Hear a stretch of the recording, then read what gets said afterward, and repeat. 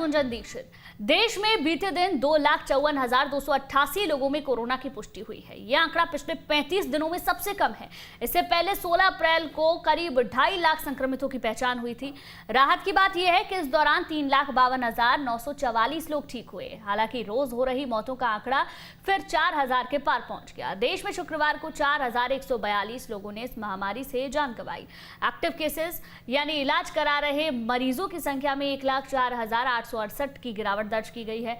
देश में फिलहाल 29,20,021 कोरोना संक्रमितों का इलाज चल रहा है। बीते 24 घंटे में पहली बार एक्टिव केसों का आंकड़ा 30 लाख के नीचे आ गया है। इससे पहले 27 अप्रैल को करीब 29,72,000 एक्टिव केसेस मौजूद थे। वहीं एमपी की अगर बात करें तो शुक्रवार को 4,384 लोग कोरोना पॉजिटिव पाए गए, जबकि 9,405 लोग ठीक हुए और 79 की मौत हो गई। अब तक 7,57,000 लोग संक्रमण की चपेट में आ चुके हैं। इनमें 6,82,000 लोग ठीक हो चुके हैं, जबकि 7,394 लोगों की मौत हो चुकी है। 67,625 मरीज ऐसे हैं जिनका इलाज चल रहा है। छत्तीसगढ़ की बात करें तो यहाँ शुक्रवार को 4,943 लोग संक्रमित पाए गए, 9,867 लोग ठीक हुए और 96 की मौत हो गई। अब तक राज्य में 9,41,000 लोग संक्रमण की चपेट में आए। इनमें 8,52,000 लोग ठीक हो चुके हैं, जबकि 12,391 मरीजों की मौत हो चुकी है। 76,446 मरीजों का अभी भी इलाज चल रहा है। वहीं मुख्यमंत्री शिवराज सिंह चौहान ने आज प्रभारी मंत्रियों के साथ बैठक ली। बैठक के दौरान सीएम ने कहा कि हमने कोरोना से जंग में काफी हद तक हम जीत चुके हैं। आज हम पॉजिटिविटी रेट पे काफी नीचे आ गए हैं। उन्होंने कहा कि 1 जून से हम धीरे धीरे अनलॉक करेंगे। क्या कुछ उन्होंने कहा, आइए सुनाते हैं आपको। अब हमारा पॉजिटिविटी रेट, समग्र पॉजिटिविटी रेट 5% के नीचे आ गया है। हम 4.5 के आसपास पहुंच गए।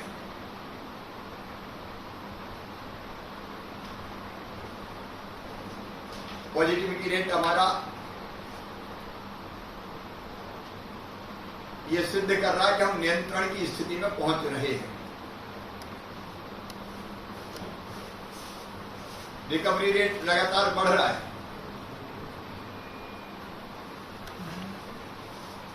नब्बे के ऊपर पहुंच गया है। समग्र पॉजिटिविटी रेट भी हमारा लगातार, चाहे 7 डेज का हो, 7 डेज का हो, 7 दिनों का, वो भी कम हो रहा है और रोज का भी लगातार नीचे जा रहा है। आज हम सब जानते हैं कि हम पहले से काफी बेहतर स्थिति में हैं। हम वो समय भूल नहीं सकते जब अस्पताल के बिस्तर खाली नहीं थे, ऑक्सीजन की मारामारी थी, रेमडेसिविर के लिए हाहाकार मचा था, चारों तरफ से मांग आ रही थी। कल मैंने रेमडेसिविर के बारे में बात की तो मुझे बताया कि अब तो पर्याप्त स्टॉक है और मांग भी नहीं रहे लोग। ओवरऑल हम बेहतर स्थिति में आए हैं, लेकिन हम ये भी जानते हैं कि कोरोना बहरूपिया वायरस है। ये घटते घटते भी बढ़ने लगता है और इसलिए हमको पूरी तरह सावधान रहना है। मैं मेरे प्रभारी मंत्रियों को, प्रभारी अधिकारियों को, कलेक्टर्स, एसपी, कमिश्नर, आईजी, पूरी टीम को आज बधाई देना चाहता हूं कि हमारे घनघोर परिश्रम के कारण, मैं जानता हूं कई दिनों से आपने छुट्टी नहीं मनाई, संडे के दिन भी मैंने कभी खाली नहीं छोड़ा। अच्छा, मुझे तो पता नहीं चलता कब संडे है कब मंडे है। एक ही धुन और जुनून है इस महामारी से मध्य प्रदेश को मुक्त कराना। तो मुख्यमंत्री ने क्या कुछ कहा वो भी आपने सुना। इस वक्त जो हालात हैं पहले से तो बेहतर है, लेकिन लापरवाही हमें नहीं बरतनी होगी। अगर हम लापरवाही बरतेंगे तो एक बार फिर से उसी स्थिति में पहुंच जाएंगे जहां से बमुश्किल निकले हैं। दीप्ति चौरसिया हमारी संवाददाता ज्यादा जानकारी के साथ भोपाल से हमारे साथ जुड़ गई हैं। दीप्ति, ग्वालियर से हमारे साथ विनोद भी जुड़ गए, उनका भी रुख करेंगे, लेकिन सबसे पहले दीप्ति, इस वक्त अगर देखें तो 4384 केस सामने आए हैं, जबकि 9405 लोग ठीक हुए हैं। यानी कि जो संक्रमित मरीज हैं वो काफी कम है और रिकवरी रेट काफी बढ़ा हुआ है। किस तौर पर इसे देखें, एमपी में स्थिति को कहां पर देखें?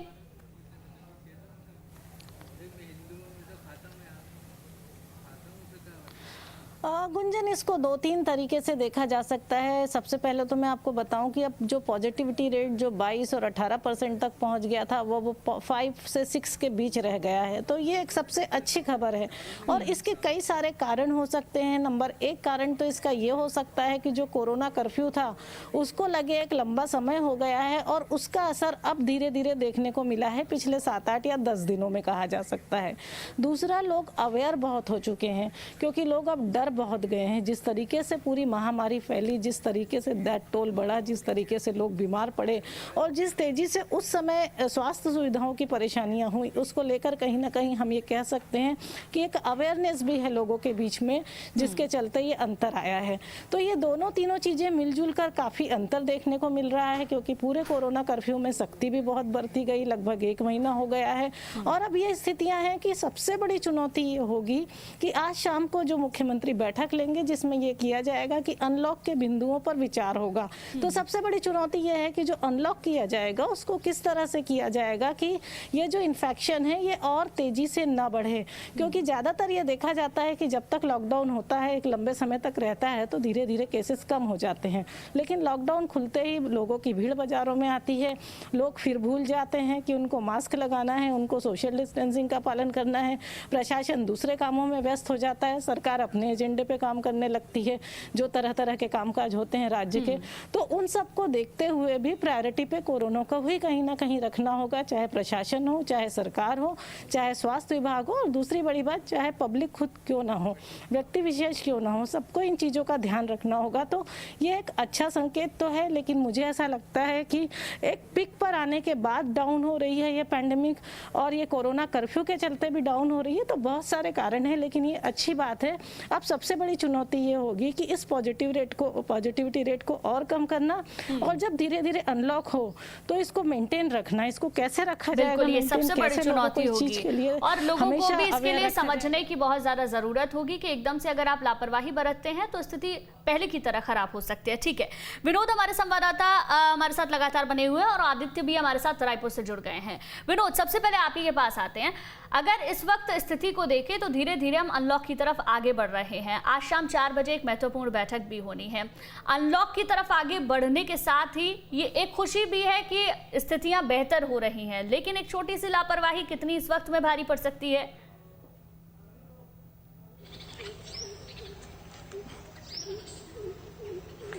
देखिए गुंजन, वाकई में एक राहत भरी खबर है, न केवल मध्य प्रदेश के लिए बल्कि देश में भी इसी तरह की आंकड़े हमें दिखाई दे रहे हैं। अभी से लगभग आधा घंटा पहले मैंने ग्वालियर चंबल संभाग के तमाम जिलों के जो जिला अस्पताल हैं, चाहे भिंड हो, मुरैना हो, शिवपुरी हो, ग्वालियर हो, दतिया हो, इनके वरिष्ठ जो डॉक्टर हैं, सिविल सर्जन है, CMHO, सभी से मेरी बात हो चुकी है। और सभी से जब मैंने बात की तो ये देखने में आया है कि सरकारी अस्पतालों की जो क्षमता थी उसके अकॉर्डिंग 35 से 40% बेड वहां खाली हो चुके हैं, और जो नए संक्रमित मरीज हैं उनकी संख्या बहुत कम हो गई है। जहां एक अस्पताल में 100 मरीज आ रहे थे, अब बमुश्किल से 5 या 6 आ रहे हैं। और निजी अस्पतालों की अगर बात करते हैं तो ग्वालियर के जो बड़े बड़े अस्पताल थे, चाहे अपोलो हो, सिम्स हो, बिरला हो, ये वो अस्पताल हैं जहां पैर रखने तक की जगह नहीं थी। आज की तारीख में निजी अस्पतालों में 60 से 70% बेड खाली हो चुके हैं। सरकारी अस्पतालों में थोड़ा सा संख्या कम इसलिए है क्योंकि वहां हर तरह का आदमी पहुंचता है, और ज्यादातर ऐसे लोग जो प्राइवेट अस्पतालों में गंभीर हैं उनको फिर खर्चा भी उनका कम आए, इसलिए ऐसे लोग बाद में डिस्चार्ज होकर सरकारी अस्पतालों में पहुंच जाती हैं। तो एक बहुत बड़ी राहत वाली खबर है। जहां तक अकेले ग्वालियर की बात करते हैं तो ग्वालियर में ये देखने में आ रहा है कि जो डिस्चार्ज होने की संख्या है वो कई गुना बढ़ गई है। संक्रमित मरीजों की बात करते हैं तो कल की संख्या में लगभग 139 संक्रमित आए थे और डिस्चार्ज इससे 3 गुना ज्यादा हो रहे हैं। तो ये बहुत राहत वाली खबर है, लेकिन लोगों को एहतियात बरतने की बहुत जरूरत है, क्योंकि जिस रफ्तार से गुंजन कोरोना आया था उसी रफ्तार से कोरोना कम हुआ है। इस बात के क्या मायने हैं ये विशेषज्ञ ही बता सकते हैं। बिल्कुल ठीक है आदित्य, छत्तीसगढ़ की अगर स्थिति देखें तो स्थिति वहां पर भी पहले की अपेक्षा काफी हद तक संभली है। इसके पीछे की वजह क्या आपको नजर आती है? क्या कोरोना पीक से नीचे जा रहा है, यानी कि ग्राफ नीचे की तरफ जा रहा है, या इतने लंबे वक्त जो लॉकडाउन रहा उसका असर यहां पर नजर आ रहा है?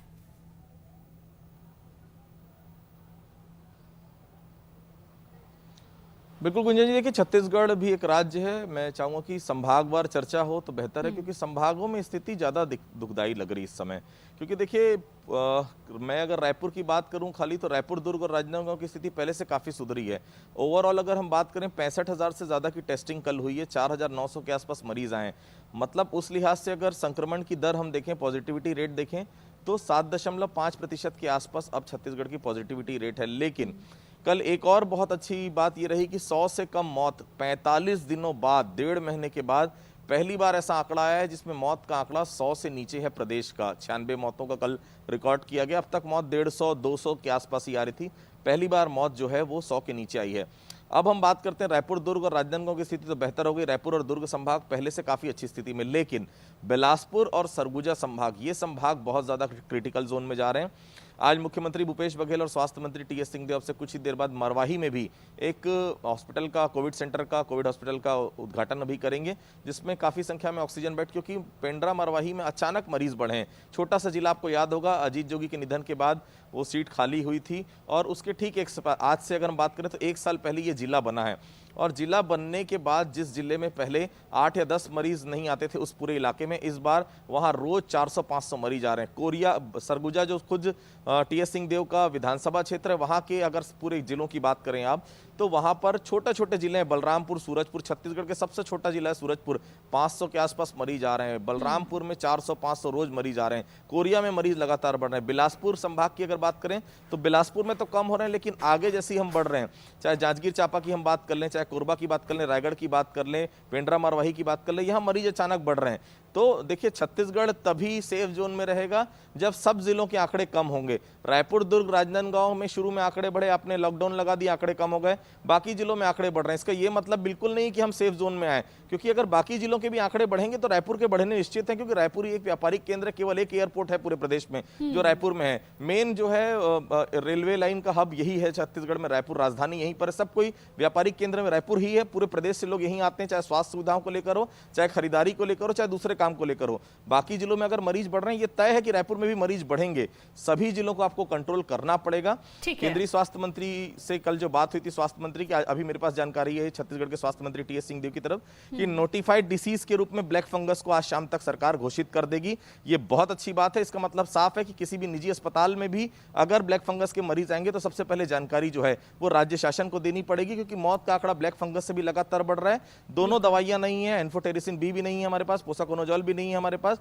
तो ऐसे में उन मरीजों का इलाज शासन स्तर पर होना है, जानकारियां आएंगी तभी होगा। तो फिलहाल कोविड-19 का खतरा जरूर कम हो रहा है, लेकिन ब्लैक फंगस का खतरा पूरे प्रदेश में लगातार बढ़ता जा रहा है। बिल्कुल आदित्य, ब्लैक फंगस के मामले लगातार चाहे एमपी हो, छत्तीसगढ़ हो, या यूं कहें पूरे देश में ही सामने आ रहे हैं। ठीक है दीप्ति, ब्लैक फंगस की यहाँ पर बात हुई, अगर एमपी में देखें तो 500 से ऊपर मामले ब्लैक फंगस के सामने आ चुके हैं। कोरोना को धीरे धीरे हम कोरोना पर जीत हासिल करने की कोशिश कर रहे हैं, लेकिन दूसरी तरफ अगर देखें तो ब्लैक फंगस और भी ज्यादा खतरनाक लग रहा है, क्योंकि इसमें किसी भी मरीज का जिसकी स्थिति खराब हो रही है उसका कोई भी अंग खराब हो सकता है, आंखों की रोशनी जा सकती है, और ऐसे कई मामले हमने देखे भी हैं।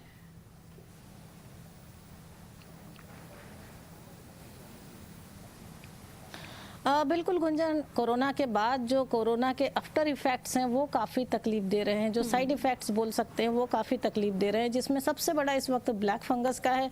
ब्लैक फंगस को मध्य प्रदेश में भी महामारी घोषित कर दिया है और पहले ही ये तय हो चुका था कि इसके लिए 5 हॉस्पिटल, सरकारी मेडिकल कॉलेज 5 तय हो चुके थे जहाँ इनका इलाज होना है। और उसके बाद जब ये महामारी घोषित हुई है तो अब सरकार ने एक नई चीज़ ये शुरू करी है कि एक तो उसके इंजेक्शन के दाम सीमित कर दिए हैं, 6,000 कुछ रुपए का वो इंजेक्शन मिलता है। दूसरा, जो सरकारी अस्पताल हैं वहाँ तो सरकार अपने सिस्टम के जरिए पहुँचाएगी ही, लेकिन जो प्राइवेट अस्पताल हैं उसमें जैसे भोपाल में जितने प्राइवेट हॉस्पिटल में ब्लैक फंगस का इलाज हो रहा होगा वहाँ पर ये इंजेक्शन गांधी मेडिकल कॉलेज जो यहाँ का बड़ा हमीदिया अस्पताल है वहाँ से सप्लाई किया जाएगा। तो सबसे पहले महामारी घोषित करने के साथ सरकार ने इसके इंजेक्शन को लेकर अभी से प्रशासनिक कंट्रोल शुरू कर दिया है, क्योंकि बीच में उसकी बड़ी तेजी से शॉर्टेज हो चुकी थी और ये भी कहा जा रहा था कि अब वो मध्य प्रदेश तो क्या उसे बाहर से बुलाना पड़ेगा, ये बात भी सामने आ रही थी।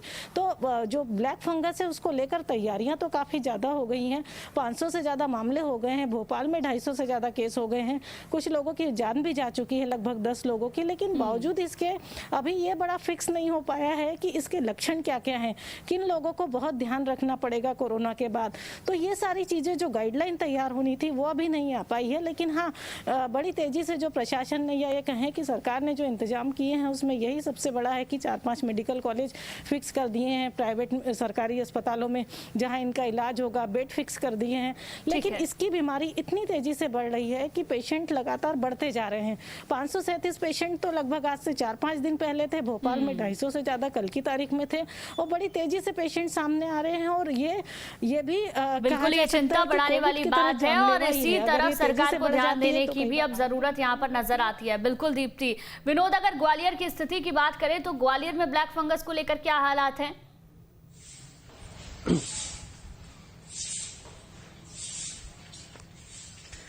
देखिए गुंजन, अगर हम ब्लैक फंगस की बात करते हैं खासकर ग्वालियर चंबल अंचल की, तो पहली जो कोरोना की लहर थी, जिस रफ्तार से संक्रमण बढ़ रहा था, लगभग वैसी ही रफ्तार हमें इस बार ब्लैक फंगस की दिखाई दे रही है। ग्वालियर के जीआर मेडिकल कॉलेज में जो गजरा राजा हॉस्पिटल है, सबसे बड़ा जयरोग हॉस्पिटल है, उसके अधीक्षक से थोड़ी देर पहले बात हुई तो उनका ये कहना था कि लगभग 5 मरीज ब्लैक फंगस के रोज बढ़ रहे हैं और आज की तारीख में वहां 24 और कल के 5 प्लस मिला के लगभग 29-30 मरीज ब्लैक फंगस के हो गए हैं। तो चिंता वाली बात यह है कि मरीजों की संख्या बढ़ रही है लेकिन डिस्चार्ज नहीं हो रहे हैं। ऐसे में ये एक जरूर टेंशन दे रहा है, क्योंकि कोरोना तो कम हो रहा है लेकिन ब्लैक फंगस लगातार बढ़ रहा है। अच्छी बात होती कि कोरोना की तरह ब्लैक फंगस के पेशेंट भी 1-2 दिन में डिस्चार्ज होकर घर पहुंच जाते, स्वस्थ हो जाती, लेकिन वो एडमिट हैं लगातार। पिछले 10-12 दिन से 1-2 करके पेशेंट आ रहे हैं और ये संख्या अब 30 हो गई है। तो पूरे ग्वालियर चंबल अंचल में कहीं न कहीं ये सभी लोगों के लिए एहतियात बरतने वाली बात हो गई है कि अगर उनको थोड़े से भी लक्षण इस तरह के दिखाई देते हैं तो वो तुरंत डॉक्टरों से संपर्क करें। प्रशासन भी लगातार इस बात की सूचना प्रकाशित कर रहा है। मरीजों की संख्या बढ़ रही है, इसलिए थोड़ा सा ये चिंता की बात भी बढ़ती जा रही है। बिल्कुल एहतियात रखने की बहुत ज्यादा जरूरत है। ना सिर्फ कोरोना से एहतियात रखना है, कोरोना गाइडलाइंस का पालन करना है, बल्कि अब ब्लैक फंगस का भी ख्याल रखना होगा कि कहीं आप उस बीमारी से तो नहीं संक्रमित हो रहे हैं, उस बीमारी से कहीं आप गुजर तो नहीं रहे हैं, क्योंकि लगातार मामले उसके भी बढ़ते जा रहे हैं। आदित्य, वैक्सीनेशन को लेकर अगर छत्तीसगढ़ में स्थिति देखें तो वैक्सीनेशन को लेकर अभी कहां तक स्थिति पहुंची है? क्योंकि वैक्सीनेशन जैसे जैसे बढ़ता जाएगा स्थिति और बेहतर होती जाएगी।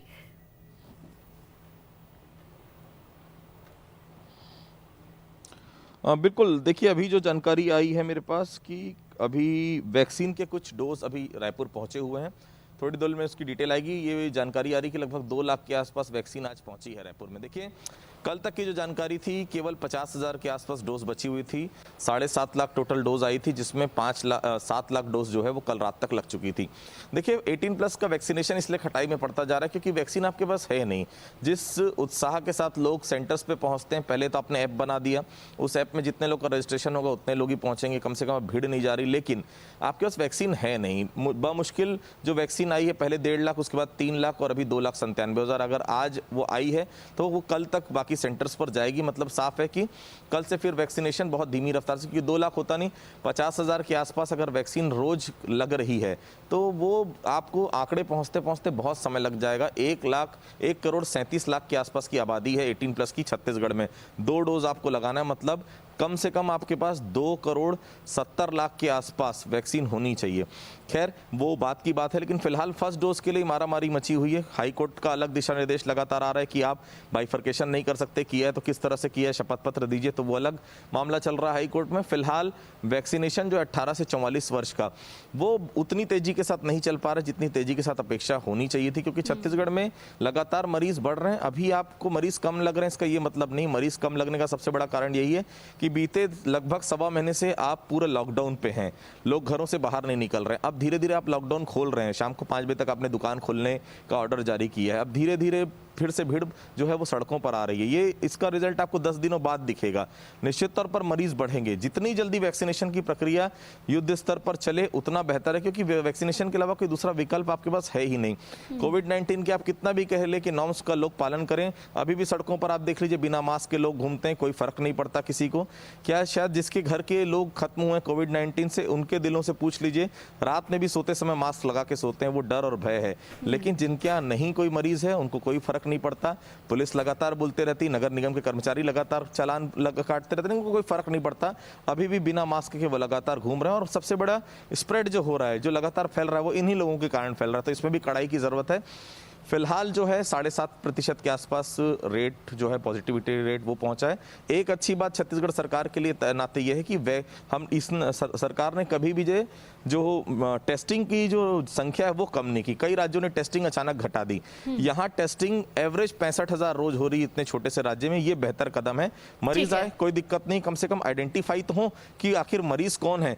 आप नहीं करेंगे टेस्टिंग कम संख्या बताने के लिए, उसमें दिक्कत यही होता है कि वो जो मरीज हैं जो पॉजिटिव हैं लेकिन आप उनको टेस्टिंग नहीं कर रहे हैं, वो कितने लोग को स्प्रेड आउट कर सकते हैं। तो ये बड़ी दिक्कत है यहाँ पर। फिलहाल जो है पॉजिटिविटी रेट काफी दिनों बाद कम हुआ है, और मौत का आंकड़ा भी कल 45 दिनों के बाद 100 से कम रिकॉर्ड किया गया। ठीक है आदित्य। दीप्ति, वैक्सीनेशन पर ध्यान देने की तो मध्य प्रदेश में भी जरूरत है, क्योंकि अब धीरे धीरे अनलॉक की तरफ हम आगे भी बढ़ेंगे। इंदौर में अभी धीरे धीरे 1 जून से अनलॉक होगा। इसके अलावा जो बाकी के ऐसे शहर जहां पर स्थिति गंभीर थी, वहां पर भी अब अनलॉक की तरफ आगे बढ़ेंगे, जैसा कि मुख्यमंत्री कह भी चुके हैं। ऐसे में वैक्सीनेशन को तेज करना बहुत ज्यादा जरूरी है, क्योंकि लोगों की लापरवाही हमने पहले भी देखी थी। इस बार लोगों से अपील जरूर की जा रही है, लेकिन हो सकता है लापरवाही की तस्वीरें फिर से देखने को मिले।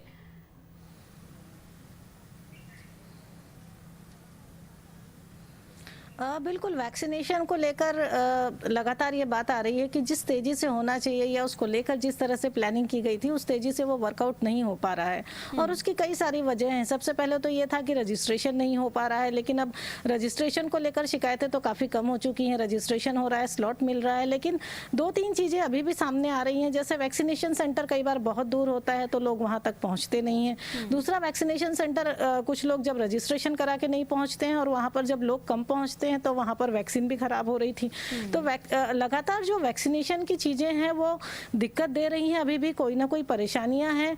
जो 45 प्लस के लोग हैं, उनमें से 5 लाख लोगों को अभी तक सेकेंड डोज नहीं लगा है, और उसके बाद जो है सेकेंड डोज के टाइमिंग भी बढ़ा दिए गए हैं। तो कई सारी इस तरह की टेक्निकली एंड प्रैक्टिकली प्रॉब्लम्स हैं, जिनको लेकर वैक्सीनेशन जिस तेजी से होना चाहिए वो नहीं हो रहा है। हालांकि अब इन चीजों को लेकर भी काफी वर्कआउट किया जा रहा है कि 18 प्लस का जो वैक्सीनेशन हो वो तेजी से कराया जाए, उसमें ज्यादा से ज्यादा लोगों को वैक्सीनेट किया जाए, जिससे जो चेन होगी वो कहीं ना कहीं ब्रेक जरूर होगी। हो सकता है कि 1 या 2 लोगों पर, ये 10 में से हम कह सकते हैं कि 5 लोगों पर वैक्सीन उतनी इफेक्टिव नहीं हो, लेकिन 5 लोगों पर इतनी इफेक्टिव हो सकती है कि वो चेन को ब्रेक करने के लिए काफी कारगर सिद्ध होगी। तो इस तरह की कई सारी चीजें हैं। हालांकि वैक्सीनेशन को लेकर अभी जोर दिया जा रहा है, पर अभी तो सारा जोर जो था वो पूरा कोविड कंट्रोल के लिए लगा हुआ था। अब चूंकि कोविड तो कंट्रोल हो गया है, लेकिन उसके साथ दूसरी चीज ये है कि अब ब्लैक फंगस को लेकर जो है सरकार का, या ये कहें कि पूरे हेल्थ डिपार्टमेंट का ध्यान उसमें लगा हुआ है। तो कहीं ना कहीं वैक्सीनेशन को लेकर पूरा फोकस करके लगाना होगा। बिल्कुल दीप्ति, चुनौतियां कहीं सारी हैं, सरकार के लिए भी और जनता के लिए भी। सरकार को ये बहुत ज़्यादा समझने की ज़रूरत है कि वैक्सीनेशन पर ध्यान देना बहुत ज़्यादा ज़रूरी है। इसके साथ साथ कोविड कंट्रोल पर तो लगातार सरकार ध्यान दे ही रही है, लगातार बैठकें भी हो रही हैं। ब्लैक फंगस पर भी ध्यान देने की ज़रूरत है, और आम जनता जो कर सकती है वो है सरकार का साथ दे सकती है, घरों में रह सकती है।